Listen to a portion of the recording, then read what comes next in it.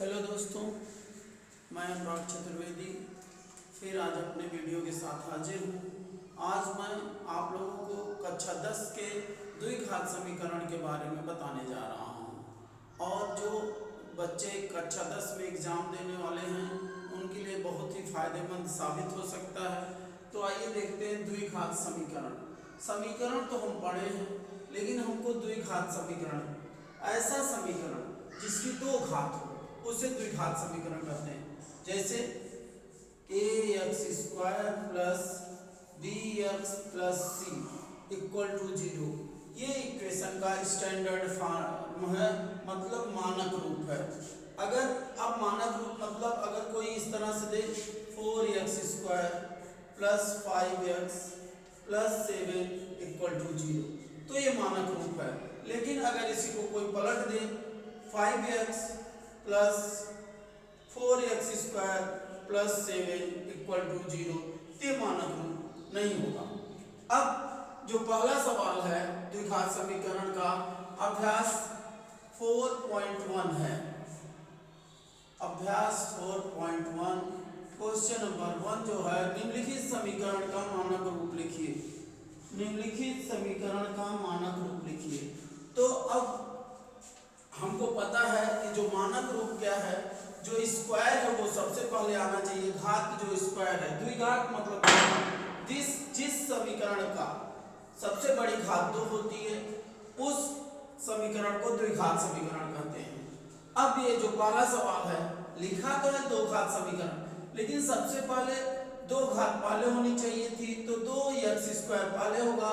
ये इसके पहले कोई चिन्ह नहीं है, तो ये प्लस होगा, प्लस 3x होगा और माइनस 3 हो जाएगा इक्वल टू 0। ये हो जाएगा मानक रूप हो जाएगा।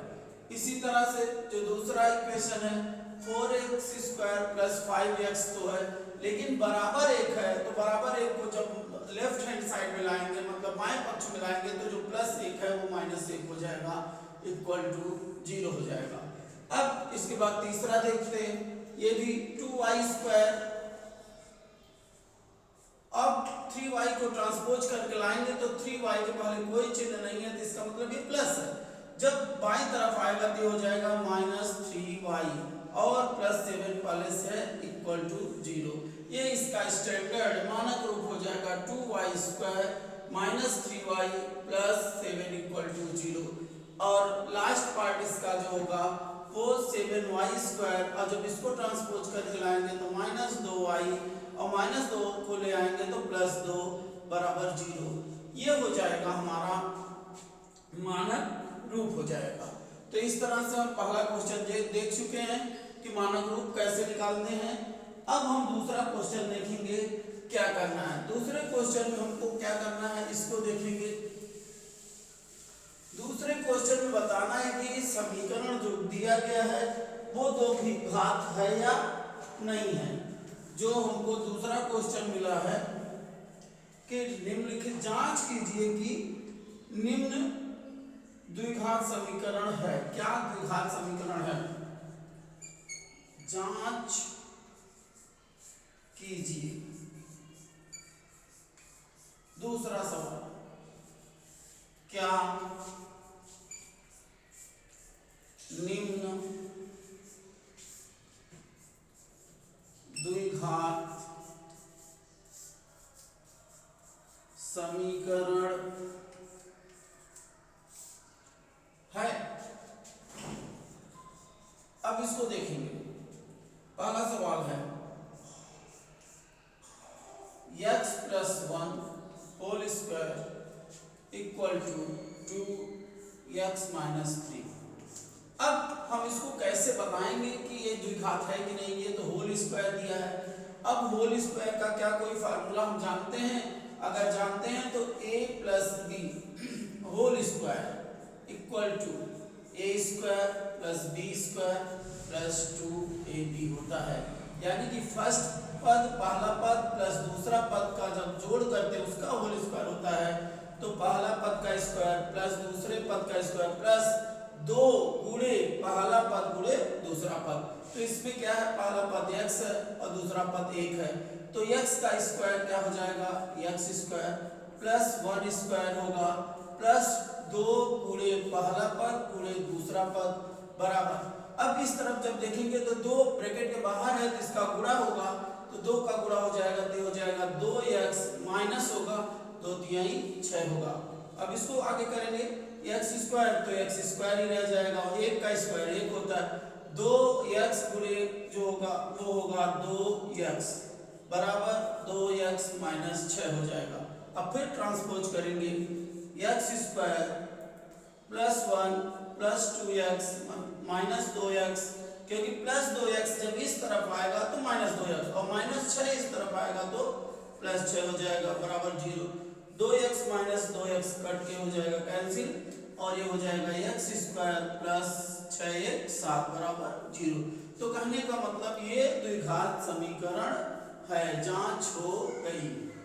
आगे दूसरा सवाल देखेंगे, इसका दूसरा पार्ट देखेंगे, उसको कैसे बताएंगे कि द्विघात समीकरण है कि नहीं है, जांच कैसे करेंगे। ये है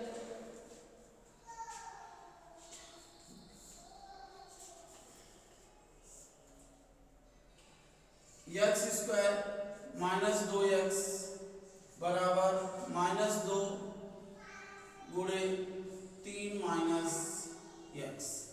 अब इसको देखेंगे x स्क्वायर माइनस 2x बराबर माइनस 2 का 3 माइनस x में गुणा है, जब माइनस 2 का गुणा 3 में होगा तो माइनस प्लस का गुणनफल माइनस और 2 तिहाई 6, माइनस माइनस का गुणनफल क्या हो जाएगा प्लस और 2x का गुणा होगा 2x। अब फिर ट्रांसपोज कर लेंगे x स्क्वायर माइनस 2x, अब माइनस 6 को इस तरफ लाएंगे तो प्लस 6 और प्लस 2x को लाएंगे तो माइनस 2x बराबर हो जाएगा 0।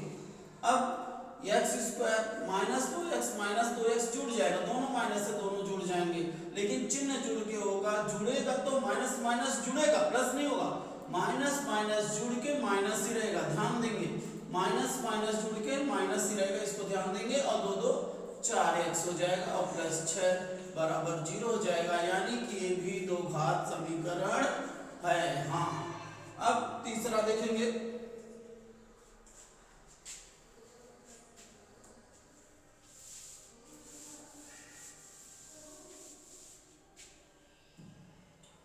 x plus 2